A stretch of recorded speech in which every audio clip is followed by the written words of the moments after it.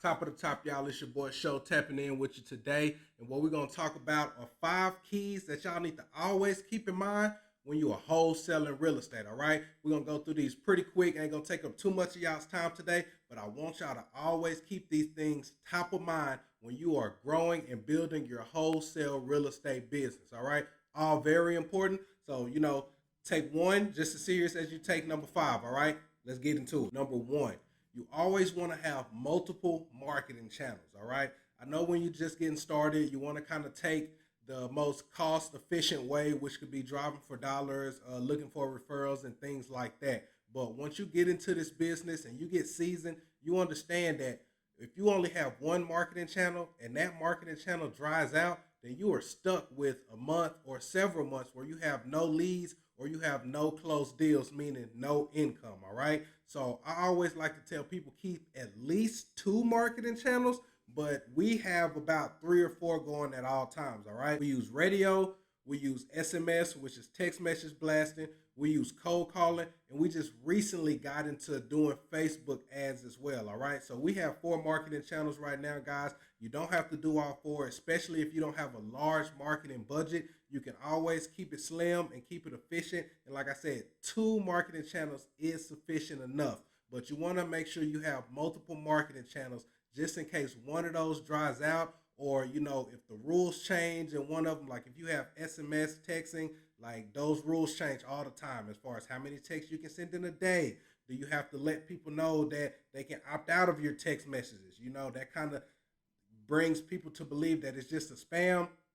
And a lot of times people won't even read the messages if there's an option to opt out. But now text message platforms, some of them make you use the opt out message, within those texts. And so, that could end up bringing down your lead flow a lot. So you want to be able to depend on another source of marketing, all right? Or introduce another source of marketing. So that's just number 1, guys. If you want to do volume, you want to continue to have deal flow, you must have multiple marketing channels, all right? Number 2, and this is one of my favorites. You want to be loud, all right? And when I say be loud, I mean you want everybody around you to know that you are a real estate investor, all right? You want all your friends and all your family, all your Facebook followers, all your Instagram followers, all your TikTok followers, all your YouTube followers. It doesn't matter what form of social media you are on or what other type of platforms you may have. If you have, a good social platform, an actual social life where you're out and about, hanging with friends, partying, doesn't matter what you do. I don't care. If you're a teacher, you want to let all of the other teachers know. You want to let your work associates know if this is something you do part-time. You want to let your work associates know. You want to let your friends and family know that you invest in real estate. You buy ugly houses. You buy houses and land for cash, all right? You want to put that out there. I know some people, are kind of introverted, don't like to talk to people a lot, or you simply don't want people in your business. Well, this ain't the business for that, all right? I couldn't tell you guys how many leads we get from referrals just because I post on my Facebook story every day that we buy houses and we're looking for more houses. I get lots of referrals in my DMs, in my inbox saying, hey, my church needs to sell a property. Hey, my granny needs to sell a property. Or, hey, I need to sell a property. So we do a lot of business and make a lot of money from referrals. And essentially that is free marketing, guys. All you have to do is put the word out there that, hey, I buy properties. These are the benefits that I offer. These are the type of properties that I'm looking for. And you want to do that consistently, guys, all right? I mean, even if you're not posting on your story, but you're posting to your page or you're making comments, whatever, you want to let it be known that you are now a real estate investor and you are looking to purchase properties. Because I might call somebody and they don't trust me, so they won't give me the deal. But if they know, hey, my cousin or my niece or my nephew or my cousin's friend or whoever you are to this person, they trust you because they know you, and that's already built in, and you can do tons of business that way, make tons of money that way, and you always want to make sure that that is an absolute marketing channel as far as getting referrals in, and you do that by being loud and putting yourself out there, guys. Number 3, you want to keep your pipeline full, all right? And you wonder, how do you do this? Well, you do this by having those multiple forms of marketing channels and being consistent and reaching out or following through on those marketing channels every day. All right. So if you're doing Facebook ads or if you're looking for referrals, you want to make sure that you're posting every day. You want to make sure that your ads are running every day, whether you're putting $5 into it, $10 into it, it doesn't matter. You want to consistently wake up and do things that can add to your pipeline, that could bring you more leads. All right. You don't want to take a week off from marketing. You don't want to take 2 weeks off from marketing. You want to do this repetitively, guys, day after day after day. All right. Even if you don't have leads coming in one day or 1 week, this is a business where compound interest really counts. All right. So you may not have any leads from this week, but a number that you called this week and you left a voicemail for them, they might call you back 2 weeks from now and say, hey, I got your voicemail. I'm ready to sell now. All right. You never know what happens in this game. It's really all about timing. So you want to consistently do things that can build that pipeline. And when I say pipeline, I mean potential deals. Okay. This doesn't have to be deals that you already have under contract or, hot leads that you absolutely know you're going to close. These can be cold leads. All right. So people that you talk to once and they say, oh, I don't want to sell for another 6 months, or I don't want to sell for another year, or I don't want to sell for another 3 years. Those are not dead leads, guys. You don't want to throw those people away. You want to continue to follow up with them, all right? If they say, I want to sell in 3 months, you want to call them back in a month and a half just to make contact and say, hey, it's me again. Just want to let you know we're still interested. And I wanted to ask, are you still on that timeline for 3 months as far as selling your house, all right? Because when the time comes for you, I want to make sure that I'm present and I'm available to add value to you and help you move on to bigger and better things when the time comes, all right? Same thing if you talk to a lead and they say, oh, we're not considering selling for another month. Check in with them in 6 months just to see if they're still on that same timeline. Even if you don't talk to them, keep the follow-up going up until that year or even potentially after that, okay? Because a lot of people who have distressed properties, these people are procrastinators, okay? They're in the situation that they're in because they don't value time enough, or it could not even be that. It could be a number of reasons, guys, but the number one thing you want to take away from this is to keep your pipeline full. Make sure you are following up with people, okay, that you have talked to, no matter what their timeline was. Unless they said absolutely no, I do not want to sell, never call me again, keep those people in your pipeline, okay? We have closed deals that we've worked on for a year and a half. Sometimes it just takes a long time for those people to come around, all right? Or if people say, oh, we're not interested right now.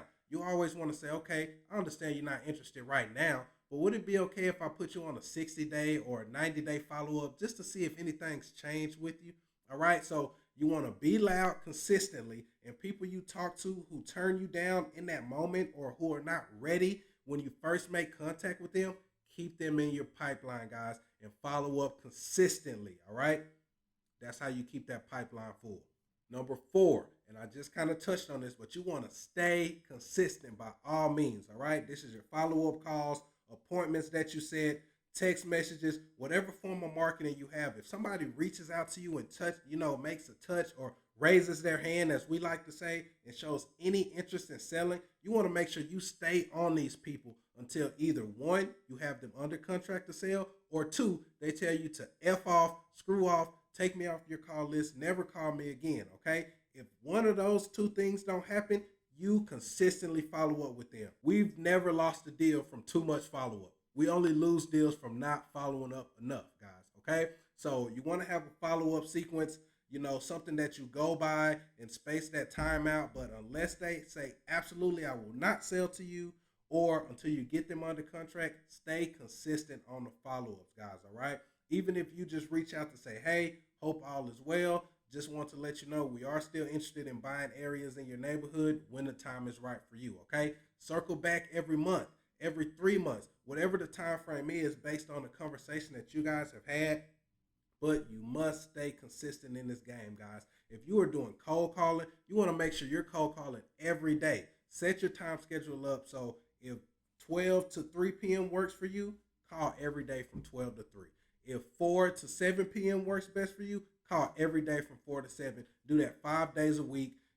Keep track of the amount of people you talk to, the amount of calls that you're making, and just do this consistently, guys. If you're sending mailers and you're sending 1,000 mailers a week or 100 mailers a week, 20 mailers a week, whatever your capacity is, just make sure you are doing it consistently. Even if people are not reaching back out to you, you're not getting a lot of responses. Like I said, people can get your voicemail or get your mailer and not be ready at that time. But by the time you send that 6-1, they're going to say, okay, I am ready to sell now. And this person has been really consistent. They must really be interested. They must really be buying properties in this area. Let me give them a call and see what we can do. Okay. People like consistency, just like you like consistency. If you're in a relationship, a love relationship, or even with a friend, or even at work, anybody that you deal with, you want them to be who they are, and you want them to be that way consistently. That's how you gain trust in them, guys. This is the same thing, all right? This is just real estate. But with this being such a big transaction, of course you want the people that you're reaching out to trust you. And one of the biggest ways for you to build trust is through consistency, okay? Even if you feel like you're bothering them or whatever the case may be, you never know what they feel on the other end of that phone until they express that to you, guys. And I was the same way. I'm calling people, we have a conversation, we set up an appointment or whatever, they flake on me, and then I just continue calling. Sometimes they, forward me the voicemail for months and months and months, and then when I finally get them on the phone, they're like, I really appreciate you for staying on the follow-up with me. I got busy with family or with work, or I got sick, but I really do need to sell this house, and I really appreciate you staying on the follow-up with me because I would have forgotten all about it. I'm not making it a priority, but I greatly appreciate you for following up. I hear it all the time, guys, from people who have been ducking and dodging me for weeks or months at a time. Like I said, unless they tell you to screw off and never call me again, or until you get them under contract, you stay on that follow-up, you stay consistent, all right, guys, because you never know what these people are going through. And like I said, majority of the time, these people are procrastinators, all right? Their house is almost getting foreclosed on because they procrastinated on finding a solution. Their house is in horrible condition because they procrastinated on getting the work done to it that needs to be done or finding the financial means to get the help, guys, all right? So understand that and really believe that every person you call that are potential leads, you're calling to help them. Not just buy their property, but to add value to them in one way or another. And that's just what you need to know in your head when you're making those calls consistently. You're not calling to bug them or get on their nerves. You're calling to add value. So until you know if you can or cannot add value, consistently reach out to these people, guys. I promise you, the deals and the money is in the consistency and in the follow-up. Guarantee it. And number 5, do not get attached to any deal, all right? Now, let's say you've been following up for months, years, whatever the case may be. You finally get this person under contract, or even if it was an easy transaction and from one phone call, you made an offer, they accepted, and you got them under contract, all right? You have to understand that in this game, guys, because it's a numbers game and because you never know what's on that title and what type of issues can pop up that need to be resolved or that absolutely cannot be resolved, like let's say, for instance, an inherited property, okay? A family has inherited a property and it's 5 heirs, people who have inherited the property from their parent, grandparents, or whatever, and 4 of them want to sign and they're absolutely fine with the process, transaction is going good, and then that last and 5th person says, you know what, I don't want to do this anymore, I don't want to sign. You absolutely cannot close that deal unless all 5 are on board. So you might have spent a year working this deal, got everything in place, thought everything was all good, and now one of the heirs is refusing to sign. There's nothing you can do about that. Now you've lost that deal. Now, yes, you can put a judgment on the house, file a memorandum of contract, so if they ultimately sell the property, you will be contacted and you can still potentially get paid from this, but it's nothing you can do. You can't make people sign the contract. You can't make people fulfill their obligation, all right? So the fact of the matter is here, guys, every deal will not close, all right? It doesn't matter if you're a professional, if you're a rookie, it just doesn't matter, all right? Some deals just will not go to the closing table. You never know. We like to say these sellers ain't loyal, and that's just the fact of the game, guys. They might come off like they're really feeling you. They really appreciate you working with them, taking the time to help them. They might give you all these expressions like they're really appreciative, and then in the end, they could ghost you.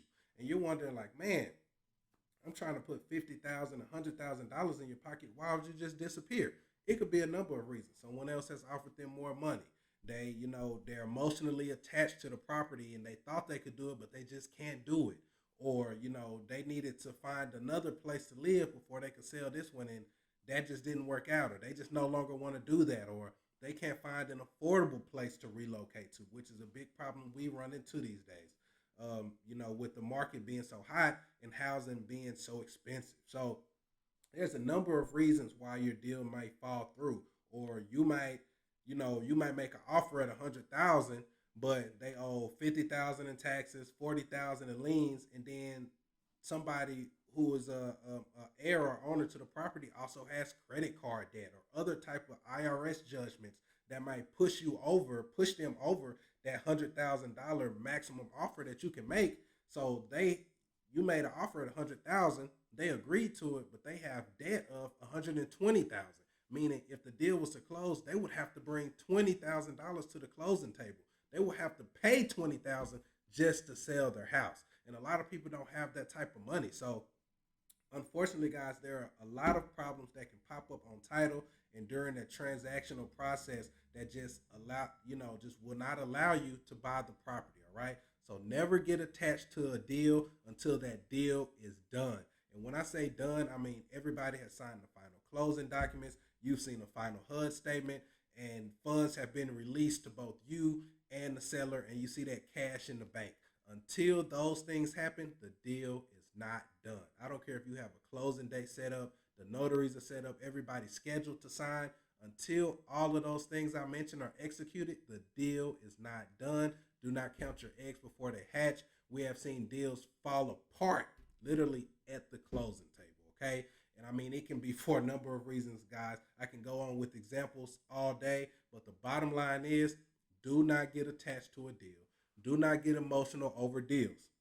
And that's why it's so important to stay consistent in your follow-ups, to have multiple marketing channels. That way you can build your pipeline up, all right? We like to have 10 to 12 deals under contract at a time because we know 4 to 6 of those might not close. And even if they do close, it may take 60, 90 to 180 days when we were planning on having that deal close and getting that money in 30 days, all right? Every deal is different. You never know what can pop up, guys. So keep your pipeline full.